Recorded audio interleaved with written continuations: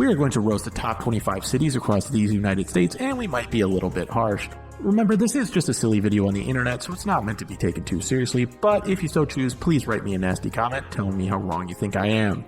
In this video, cities number 15 through 11. Number 15, Seattle, Washington.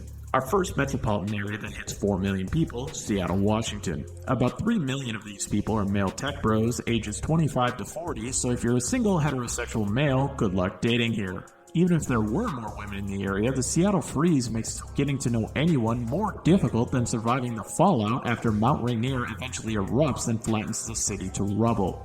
How do so many plants grow here? Photosynthesis must be incredibly inefficient with the 74 seconds of sunlight they receive on an average week. That sun being gone must have something to do with the highest rates of seasonal affective disorder in the entire lower 48. Speaking of depression, Kurt Cobain claims Seattle is home, but he's really from a small town a few hours south, and with how insane the social dynamics are in the city, you'd probably have him crucified for half of his lyrics if he were alive today. The property crime has become so normalized that having your car broken into in Seattle is seen as a rite of passage, and the second you complain about it to somebody, they will start blaming you and ask you what your car was wearing before being broken into. This is shortly after they insist you actually hate poor people for being upset over this issue. Number 14, Detroit, Michigan.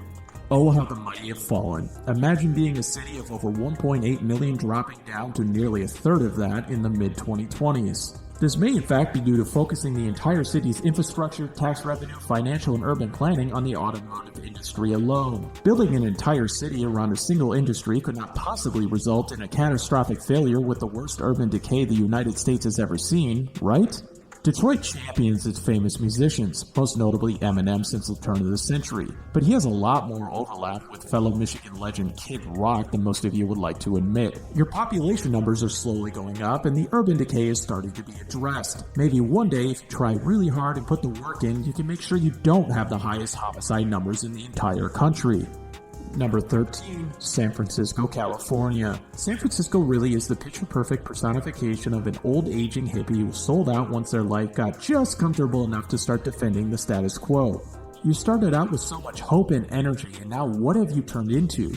A hyper-expensive, overly smug defender of insanely wealthy corporate interests completely out of touch with the average citizen who claims to be a bastion of some sort of freedom that no normal person will ever begin to dream of tasting?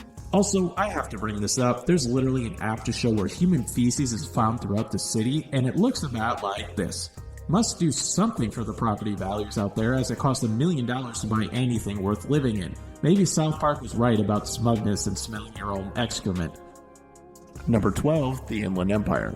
Oh, the Inland Empire. What can I honestly say about you? Well, not a whole lot really. There's literally nothing there. None of the benefits that makes California attractive and all the negatives that makes living there insufferable for 80% of the country. Sky-high taxes, cost of living, crumbling infrastructure, crime, gang activity, homelessness, a weird level of California smugness despite living in an area no more interesting or thriving than Reno, Nevada without the casinos. Also, you really better start saving that rainwater you get about twice a year because you won't have enough fresh water to survive the next few decades.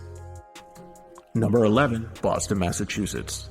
I want to play a game. Your task is to drive from one end of Boston to the other, starting from your unpaid internship at MIT to your $3,000 studio apartment in Dorchester at 4 p.m. You must also recite the letter R. Your trust fund money will not be available. Tom Brady will not be available. Failure to make this drive in less than 3 hours will result in having to live in a reality that a normal working class American will live in, complete with a community college education, job in a trade, and a salary of only $70,000. The choice is yours. Live or die. Thank you for watching Geography Snob's Roast of cities number 15 through 11. Please like, dislike, comment, subscribe, do what you will, and stay tuned for the next video.